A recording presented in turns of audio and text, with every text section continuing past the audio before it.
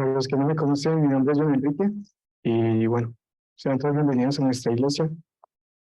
Soy diácono de la iglesia y hoy vamos a seguir una serie que hemos empezado hace ya un tiempo, que se trata acerca del libro de Daniel.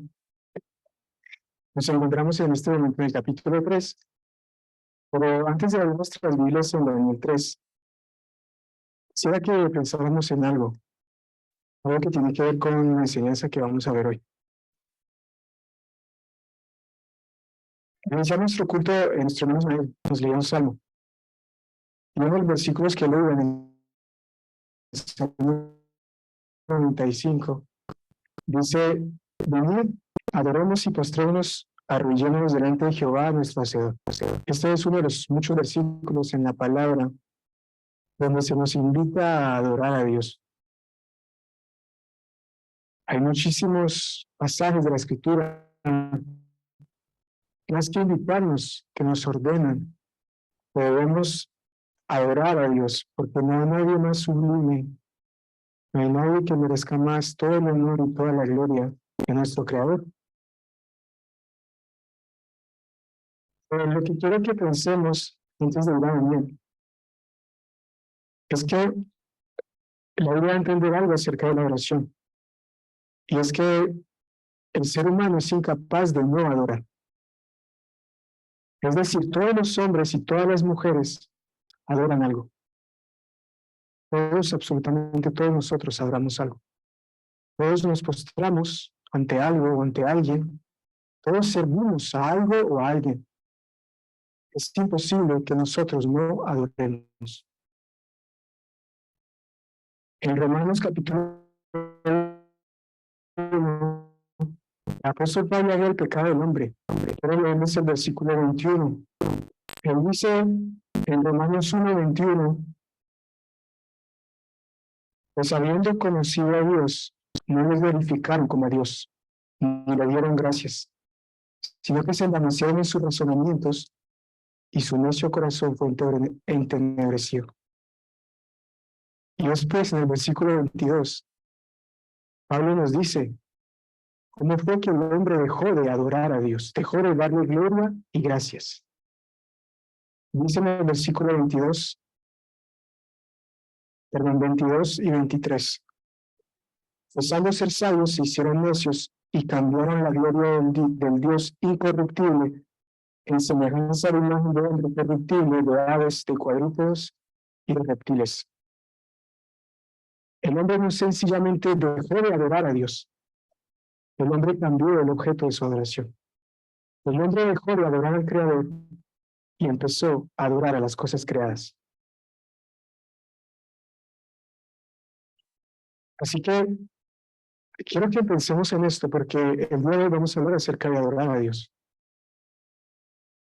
Y no quiero que nos vayamos meditando si estamos haciendo algo por Dios, si tenemos algún afecto por Él, si estamos prestando algún servicio para Él. Pero que nos vayamos pensando si realmente estamos siendo adoradores única y exclusivamente de nuestro Dios. Si solamente lo estamos amando a Él y si solamente lo estamos sirviendo a Él. Porque si no lo estamos sirviendo a Él, estamos sirviendo a otra cosa. Estamos adorando a otra cosa.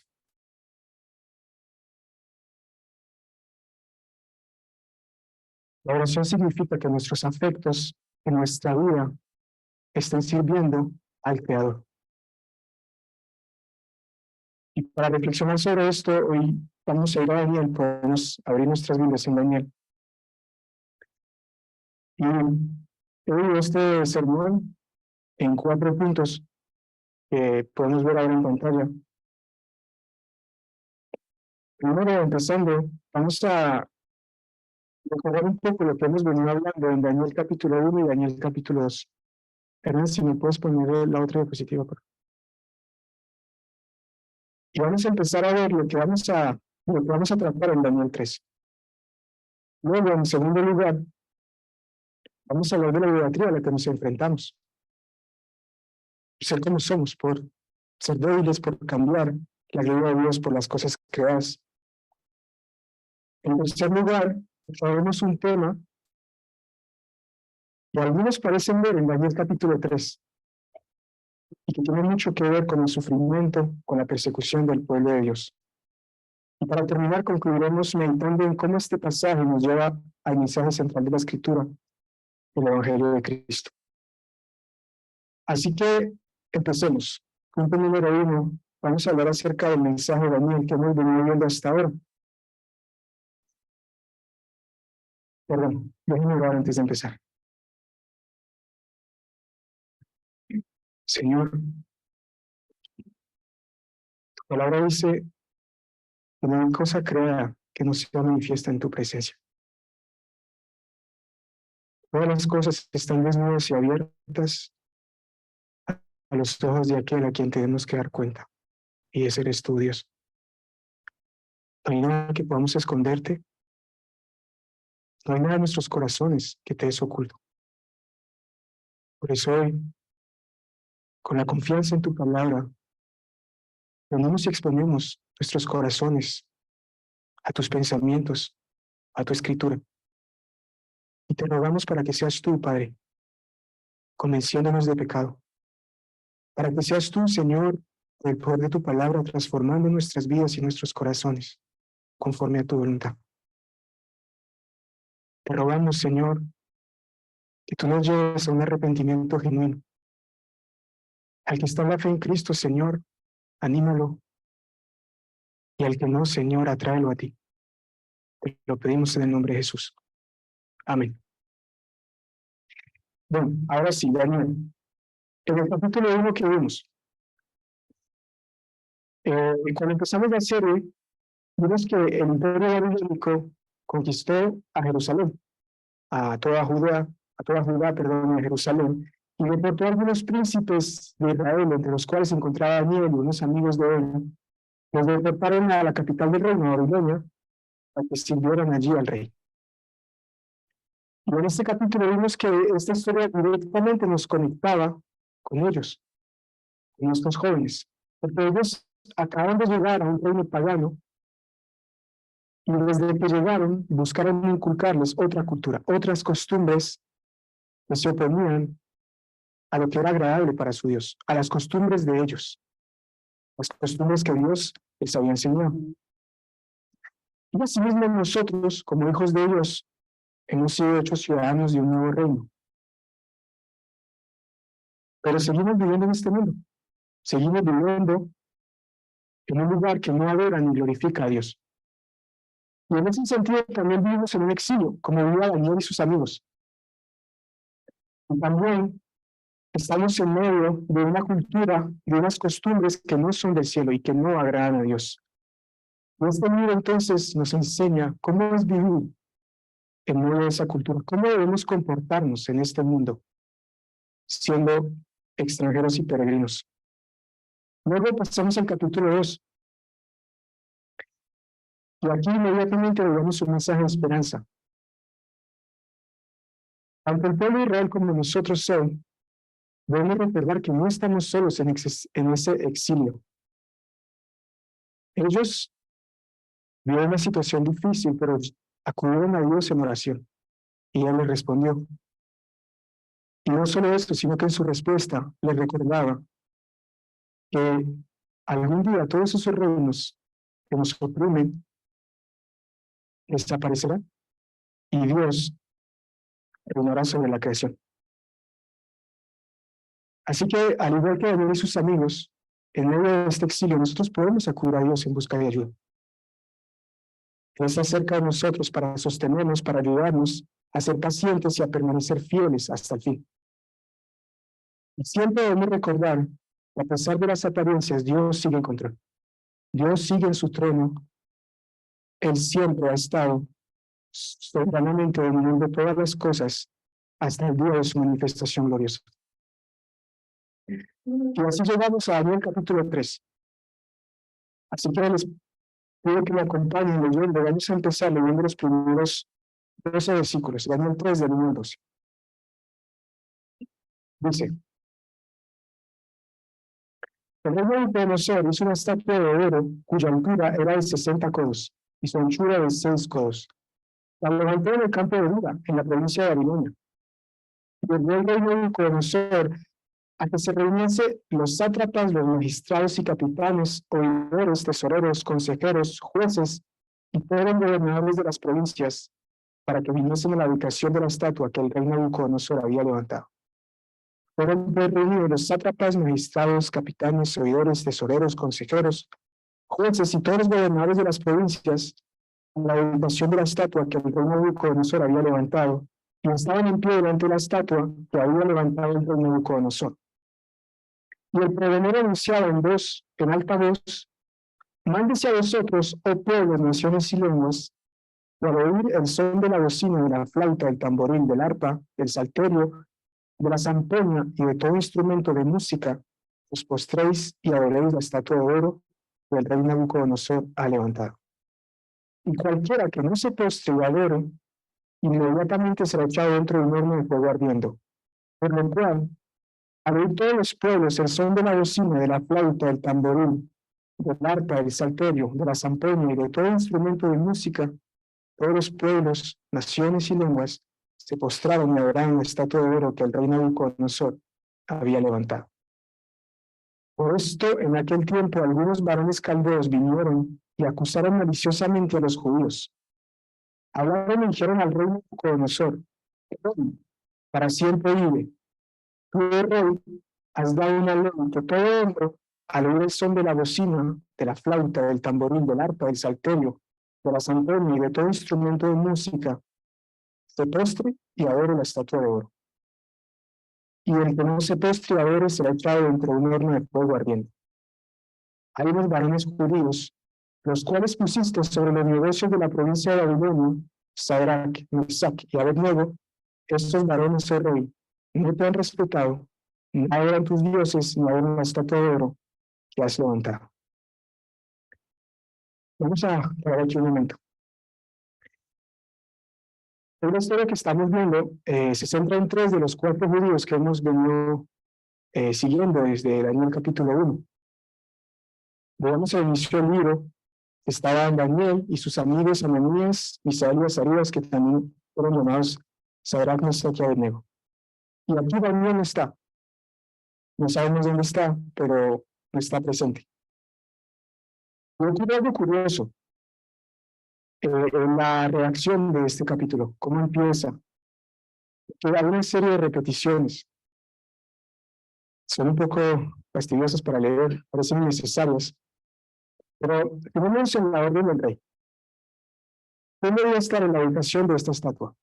Lo dice el versículo 2, dice: los sátrapas, los magistrados y capitanes, oidores, tesoreros, consejeros, jueces, todos los gobernadores de las provincias.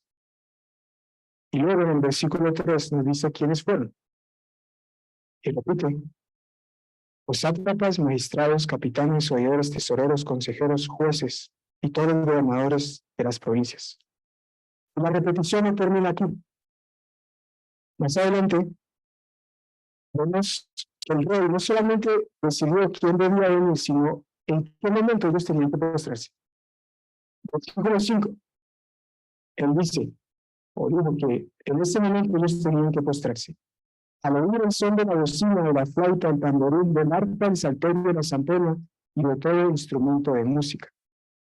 Y luego en el versículo 7 nos dice en qué momento toda la gente se postró.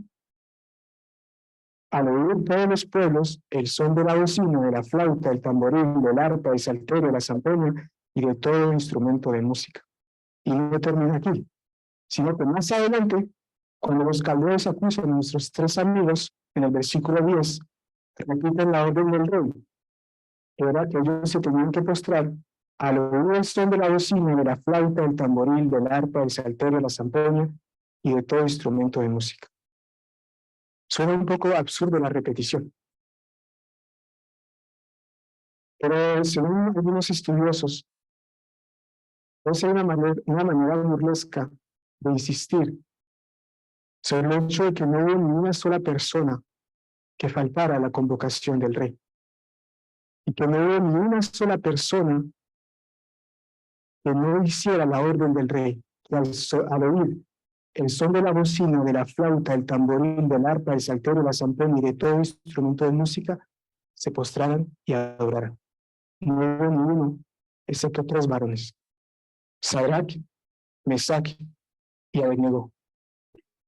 Hoy vamos a ver en este capítulo que ellos se enfrentaron a una nueva situación. Ya no estamos en el capítulo 1, donde veíamos una influencia por corromper sus costumbres, pero donde no había una amenaza real. Simplemente estaba en un reino que tenía otra forma de vivir y estaba poniendo a prueba a quién ellos iban a agradar, si al rey de ese reino o a su Dios. Tampoco estamos en el capítulo 2, donde veíamos una posible amenaza, porque no era segura. Y cuando ellos acudieron a Dios en busca de ayuda, Dios quitó esa amenaza, recordando de paso que Él seguía en control y que vendría el día en que Él establecería su reino, sobre todo los demás reinos de la tierra. Hoy nos encontramos en una nueva situación en la que estos hombres están directamente confrontados a una amenaza inevitable.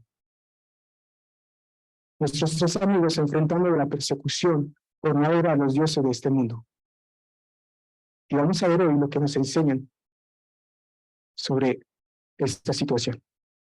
Así que vamos a pasar a nuestro segundo punto y vamos a leer los versículos 13 al 18. ¿Qué pasó con lo que los acusaban de que ellos no querían postrarse? Dice a partir del 13. Entonces, Nabucodonosor dijo con ira y con enojo que le trajesen a Sadrach, Mesach y Abednego. Al instante fueron traídos estos varones delante del rey. Habló Nabucodonosor y les dijo: ¿Es verdad, Sadrach, Mesach y Abednego, que vosotros no honráis a mi Dios, no adoráis la estatua de oro que he levantado?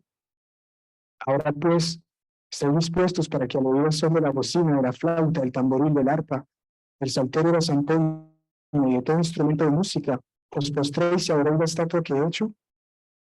Porque si no la adoráis, en la misma hora seréis echados en medio de un horno de fuego ardiente. ¿Y qué Dios será que os libre de mis manos? Sadrach, Mesach y Abednego respondieron al rey Nabucodonosor diciendo: no es necesario que te respondamos sobre este asunto. He aquí nuestro Dios, a quien servimos, puede librarnos del horno de fuego ardiendo, y de tu mano, oh rey, nos librará. Y si no, sepas, oh rey, que no serviremos a tus dioses ni tampoco adoraremos la estatua que has levantado. Vamos a parar ahí. Bueno, el texto es claro acerca de cómo ellos manejaron esta situación. Sencillamente no hubo ningún tipo de concesión en ellos. Ellos se niegan rotundamente a adorar la estatua y prefieren ir al horno de fuego. Pero vean sus palabras, que es muy edificante para nosotros. Ellos responden a una pregunta que hace el rey. El rey pregunta: ¿qué Dios será aquel que os libre de mis manos? Y ellos le responden: no es necesario que te respondamos sobre este asunto. En otras traducciones dice: no es necesario que nos defendamos ante ti. En otras palabras, ellos no tenían nada que argumentar con ese rey. Ellos tenían su respuesta muy clara. Ellos sabían de qué era capaz su Dios, el Dios al que ellos servían. Ellos sabían de que Él podía librarlos del horno del fuego. Y también sabían de que si Dios elegía no librarlos, jamás obedecerían a la orden del rey con todo y sus amenazas. Y este tipo de firmeza es muy edificante para nosotros, porque nos debe examinarnos y a preguntarnos si nosotros seríamos capaces de algo así. ¿Cómo podemos nosotros hoy ser como ellos, ser como estos hombres? Y la respuesta es decepcionante, pero es muy sencillo. Tenemos que conocer verdaderamente al Dios que adoramos. Quiero que meditemos en esto. El principal mandamiento en la Biblia No es un mandamiento positivo, no es un mandamiento negativo. Eso significa que no es un mandamiento que nos dice algo que debemos dejar de hacer. El principal mandamiento de la Biblia es un mandamiento que nos dice algo que debemos hacer. En Mateo capítulo 22, voy a leérselos sin perder de vista a Daniel. Mateo 22, 36 al 38 dice: Maestro, ¿cuál es el gran mandamiento en la ley? Jesús le dijo: Amarás al Señor tu Dios con todo tu corazón y con toda tu alma y con toda tu mente. Este es el primero y grande mandamiento. El principal mandamiento de la Biblia es algo que Dios quiere que nosotros hagamos. Y si les digo esto es porque muchos de nosotros confundimos el amar a Dios, el adorar a Dios, con dejar de amar y dejar de adorar a otras cosas. Las dos cosas están ligadas, pero no son lo mismo. Las dos cosas quizás van juntas, pero no son la misma cosa. No es lo mismo amar y adorar a Dios que dejar de amar y adorar a otras cosas. Y el Señor nos ha pedido principalmente que lo amemos. Él también nos pide que dejemos de amar al mundo y sus cielos. Pero lo primero que nos pide es que le amemos. Lo primero que nos pide es que lo adoremos. Y nosotros no podemos ser como estos hombres que vemos en Daniel 3. Si solamente buscamos algo que despreciar en los ídolos de nuestro mundo, si solamente buscamos en aquellas estatuas de oro que se levantan en nuestros días, buscamos algo que rechazar en ellas, no lo vamos a lograr. Porque lo que ofrecen estas estatuas, estos ídolos, no es despreciable para nuestros corazones. Es demasiado grande para nuestros corazones débiles. A estos hombres se les ofrecía que por sencillamente postrarse ante esa estatua fueran liberados del horno de fuego. Cualquiera de nosotros seguramente se hubiera postrado al instante. Porque es algo que nuestros corazones son incapaces de despreciar. Y los dioses de nuestros días ofrecen placeres, poder, riquezas, nombre y todo tipo de cosas que nuestros corazones débiles no son capaces de rechazar. Y desafortunadamente en nuestro día a día muchos de nosotros luchamos contra la idolatría de esta manera, solamente apartando a los ídolos, distanciando a las estatuas de oro que se pueden levantar en nuestro camino, y perdemos de vista lo principal. La principal demanda de Dios no es que tú huyas de tus ídolos solamente, es que tú corras a Él. Esa es la demanda de Dios. Él quiere que tú lleves tu corazón a Él, para que tu corazón, al ver la gloria de Dios, sea capaz de despreciar los deleites temporales de este mundo. Si nosotros pretendemos vencer a los ídolos simplemente evitándolos, no lo vamos a lograr. Algún día alguno de ellos nos alcanzará. Y algún día nos postraremos ante Él. Y a eso me refiero cuando les digo, tenemos que conocer verdaderamente al Dios que adoramos. Conocerlo verdaderamente es lo primero que debemos hacer para enfrentar la idolatría de nuestros corazones. Eso no significa que no tengamos que ser intencionales en huir de los ídolos, porque la Biblia lo dice, que tenemos que hacerlo. Pero si estamos haciendo esto, si no estamos buscando amar a Dios por encima de todo, tarde o temprano, vamos a fallar. Vamos a fallarle a Él. Estos tres judíos que vemos aquí conocían al Dios que adoraban. Ellos sabían desde lo más profundo de su ser de lo que Dios era capaz y que servirle merecía todos los sufrimientos de este mundo. La pregunta es cómo vamos a ser conscientes nosotros de esto si no conocemos verdaderamente a Dios. ¿Cómo vamos el día de la prueba de tener este tipo de corazón que tuvo estos hombres si no conocemos a Dios? Quiero que te preguntes en situaciones de día a día, como oraba nuestro hermano William, ¿qué lugar le estamos dando nuestro corazón a esos encuentros en los que Dios puede impactar nuestra vida con su gloria? Por ejemplo, ¿cómo reaccionamos cuando nos proponen hacer un trabajo una tarde, algún extra, algo que se sale de nuestro cotidiano, nuestro día a día, y donde podemos ganarnos algo de dinero? Seguramente muchos de nosotros corremos, pero ¿cuántas veces nos han dicho que un hermano necesita nuestra ayuda después del trabajo? Y ahí sí decimos que estamos cansados, ahí sí decimos que necesitamos volver a casa, atender a nuestra familia, que mejor otro día que estemos libres y descansados lo hacemos. Y ahí vemos poquito a poco en ejemplos del día a día cómo corremos para ciertas cosas, pero para otras que dan gloria a Dios, no somos tan prontos. ¿Cuánto tiempo pasamos haciendo planes para irnos de viaje, para conocer algún sitio que está de moda, algún restaurante? Pero dedicamos la misma energía a buscar visitar a nuestros hermanos,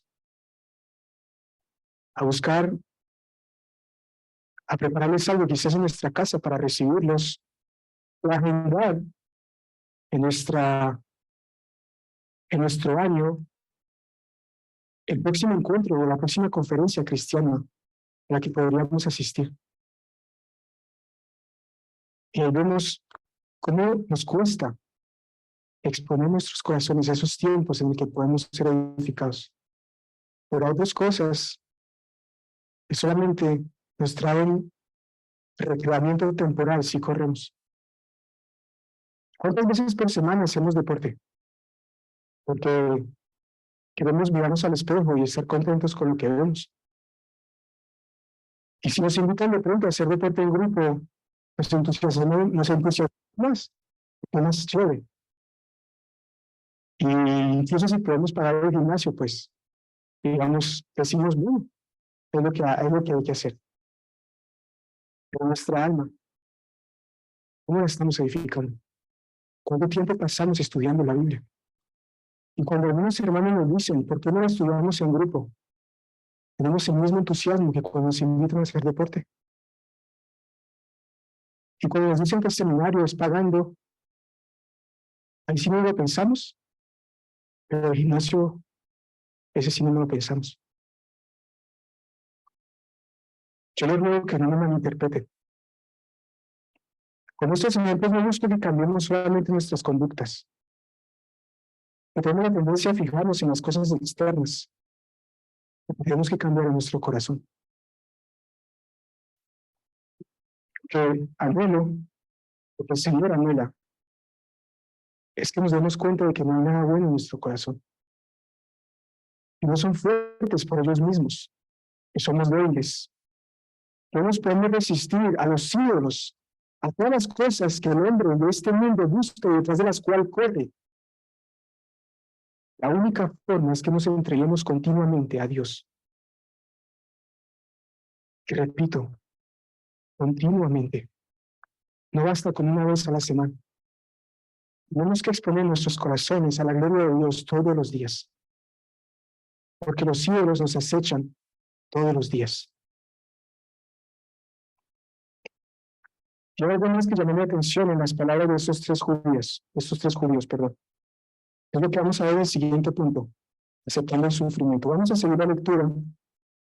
Estamos en Daniel 3:19.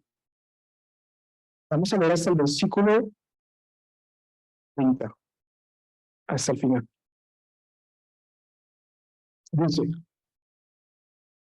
entonces Nabucodonosor se llenó de ira y se mudó el aspecto de su rostro contra Sadrach, Mesach y Abednego. Y ordenó que el horno se calentase 7 veces más de lo acostumbrado. Y mandó a los vigorosos que tenían en su ejército que pasen a Sadrach, Mesach y Abednego para echarlos en el horno de fuego ardiendo. Entonces estos varones fueron atados con sus mantos, sus calzas, sus turbantes y sus vestidos, y fueron echados dentro del horno de fuego ardiendo. Y como la orden del rey era premiante, y lo habían calentado mucho, la llama del fuego mató a aquellos que habían alzado a Sadrach, Mesach y Abednego. Y estos 3 varones, Sadrach, Mesach y Abednego, cayeron atados dentro del horno de fuego ardiente. Entonces el rey Nabucodonosor se espantó y se levantó apresuradamente y dijo a los de su consejo: ¿no echaron a 3 varones atados dentro del fuego? Ellos respondieron al rey: es verdad, oh rey.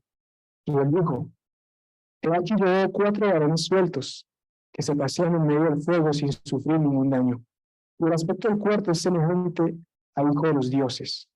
Entonces Nabucodonosor se acercó a la puerta del horno de fuego ardiendo y dijo: Sadrach, Mesach y Abednego, siervos del Dios Altísimo, salid y venid. Entonces Sadrach, Mesach y Abednego salieron de en medio del fuego. Y se juntaron los sátrapas, los gobernadores, los capitanes y los consejeros del rey para mirar a estos varones.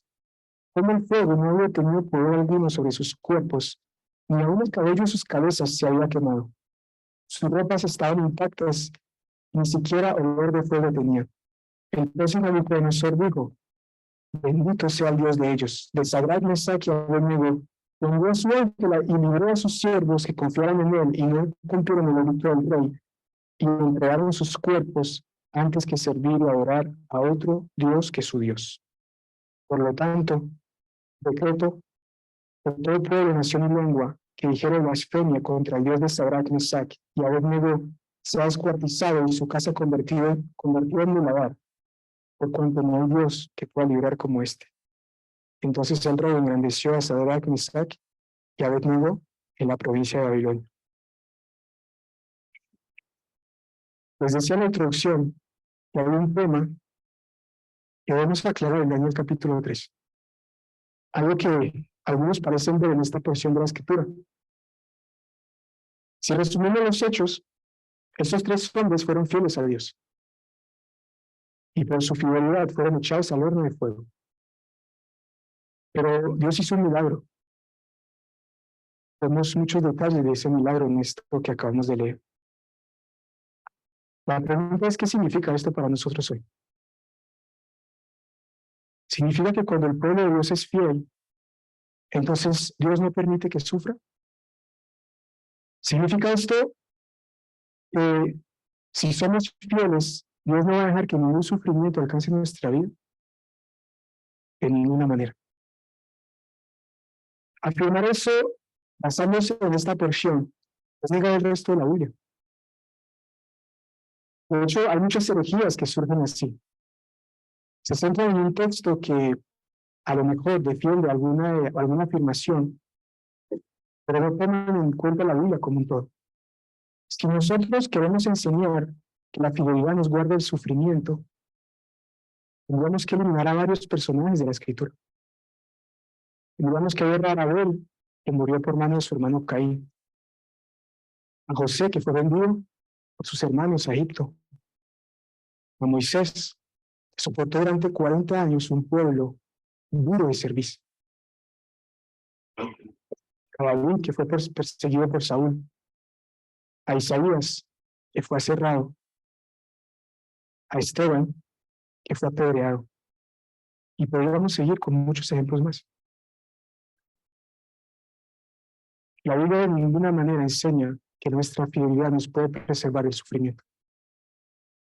Hebreos 11 habla de todos estos hombres que acabamos de citar, y dice que aunque alcanzaron buen testimonio mediante la fe, no recibieron lo prometido, por lo menos no en esta vida. La Biblia enseña que si confiamos en Dios, no nos va a pasar nada malo. Y nuestro texto tampoco enseña eso. De hecho, la razón Para que ellos fueran librados del horno de fuego, no fue por su fidelidad. Ellos mismos lo dijeron, lo vimos ahora, en el versículo 18. La razón por la que ellos fueron librados del horno de fuego es para el testimonio del poder de Dios. Y eso es lo que nos está diciendo el texto. Vámonos en todos los detalles impactantes del milagro. El horno fue calentado muchas más veces de lo que se acostumbraba a hacer. Estaba tan caliente que mató a los guardas que echaron a estos hombres al horno. Estos hombres cayeron atados dentro de ese horno. Y luego no solamente no sufren ningún daño dentro del horno, sino que hay uno más con ellos. Y además están desatados y caminan por el fuego como si nada.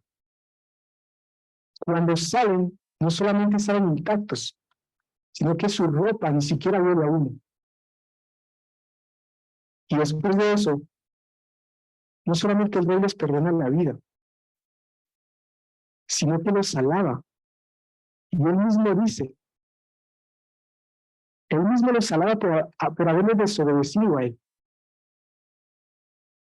Cualquier otro rey, soberbio como este Nabucodonosor, y se hubiera perdonado la vida, y ya. Pero no, este les dice, benditos sean ustedes, pues no cumplieron mi palabra. Lo dice delante de todos sus siervos, y los engrandece por haberle desobedecido. Pero esto no nos habla de la fidelidad de estos hombres, por eso nos habla del poder de Dios. De hecho, la Biblia no habla acerca de nosotros, principalmente, sino de Dios. Es muy importante que examinemos nuestros corazones acerca de este tema. Porque quizás sea fácil en este momento aceptar lo que la Biblia está diciendo aquí, que a pesar de que seamos fieles, Dios puede permitir sufrimiento en nuestra vida. Pero realmente nuestros corazones están dispuestos a aceptar que un Dios todopoderoso, que es capaz de tales prodigios, nos deje sufrir. Hermanos, si el día de la prueba nosotros no somos capaces de aceptarlo, gracias. Si al día de la prueba nosotros no somos capaces de aceptar a ese Dios, entonces no estamos adorando al Dios de la Biblia. Estamos adorando a un Dios de lo que hemos construido en nuestro corazón.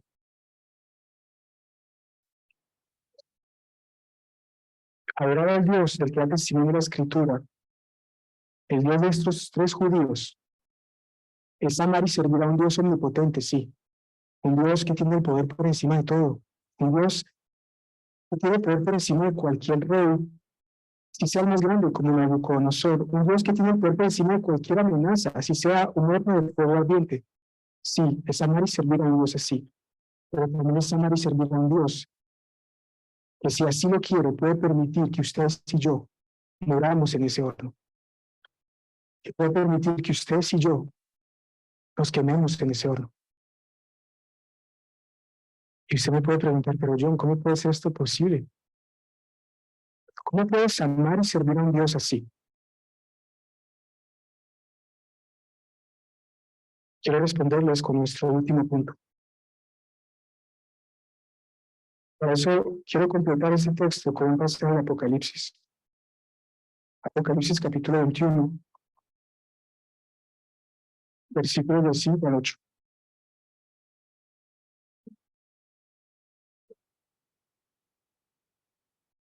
Dice Apocalipsis 21,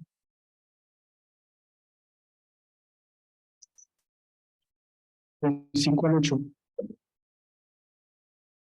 Y el que estaba sentado en el trono dijo, he aquí yo hago nuevas todas las cosas. Y me dijo, escribe, porque estas palabras son fieles y verdaderas. Y me dijo, hecho está. Yo soy el alfa y la omega, el principio y el fin.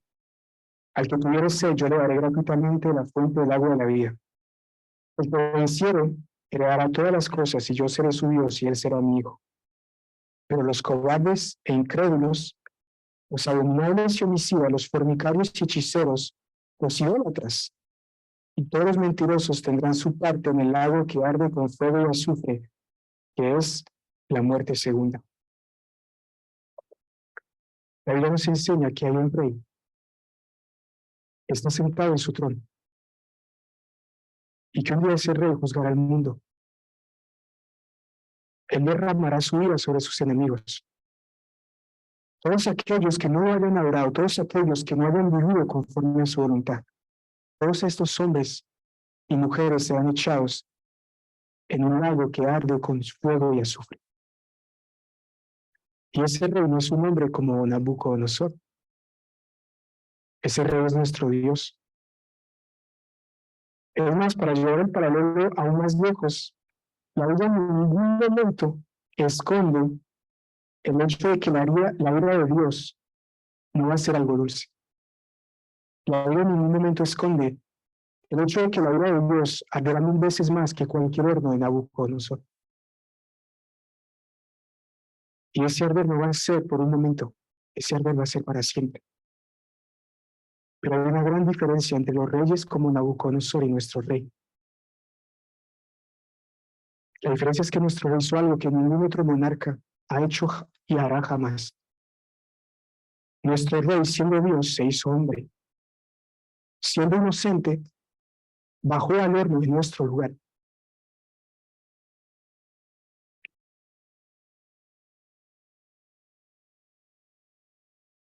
Él tomó sobre sí nuestro castigo, el que merecíamos por no darle la gloria, Él se merece. Cristo Jesús fue a la cruz por nosotros. Sufrió toda la ira de Dios por nosotros y murió por nosotros, para que todo aquel que no crea no se pierda, mas tenga vida eterna. Ese es el rey al que ustedes y yo hemos decidido amar y servir. Un rey mucho más grande y sublime que Nabucodonosor. Y eso no es todo. El rey que hemos decidido amar y servir no es un rey que no se preocupa por sus siervos. Nabucodonosor no le importó a sus guardas. Aquellos hombres que tenían que tirar a estos judíos al horno, que perecieron por las llamas, porque la orden del rey era premiante. Pero nuestro rey, Cristo,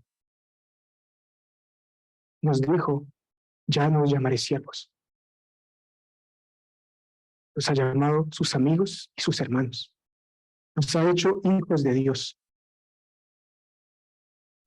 El rey que usted y yo hemos ofendido, que sufrió el castigo de esa ofensa por nosotros, no le bastó con perdonarnos, no le bastó con sufrir por nosotros, sino que Él quiere darnos con Él todas las cosas.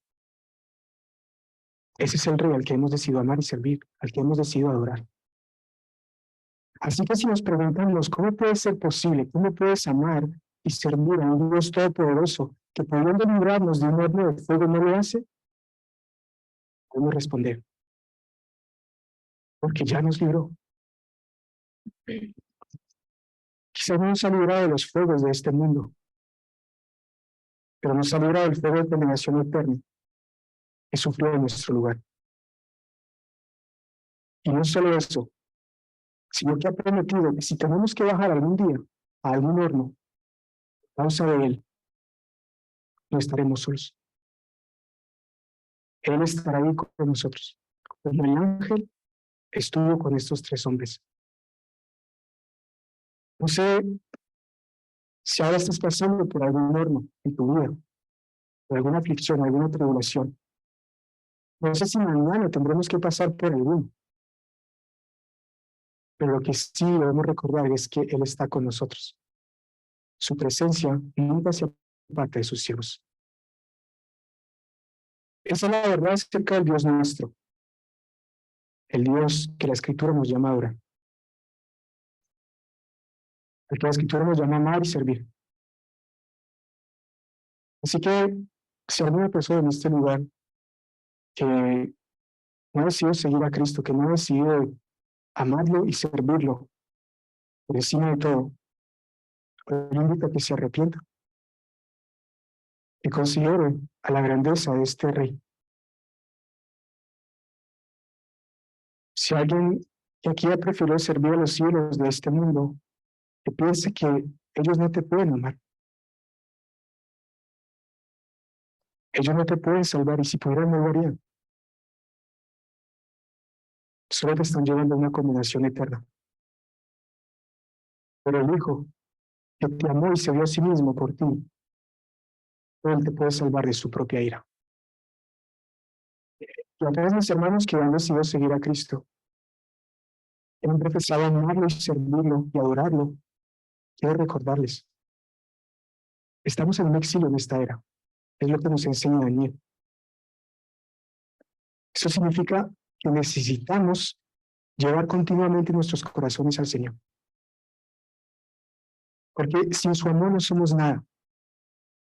En este desierto, sin su amor no somos nada y rápidamente nos vamos a dejar seducir por los ídolos. Y no solo eso, también significa el hecho de estar en un exilio como este, que vamos a sufrir, que vamos a vivir persecuciones, que vamos a ser el blanco de la envidia de muchos hombres que no temen a Dios. Pero recordemos, no estamos solos, no lo estamos. Confiemos que Dios está con nosotros para sostenernos. Amén. Vamos a orar.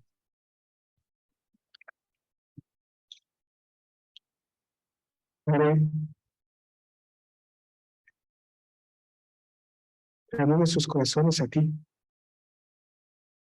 corazones idólatras, corazones necios,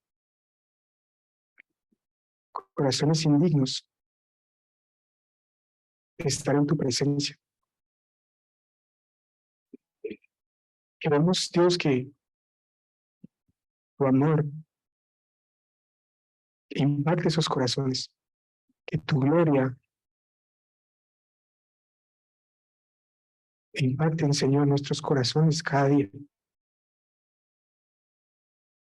Solo tu amor, Señor, nos puede llevarnos a amarte como tú te lo mereces. Solo tu presencia, Señor,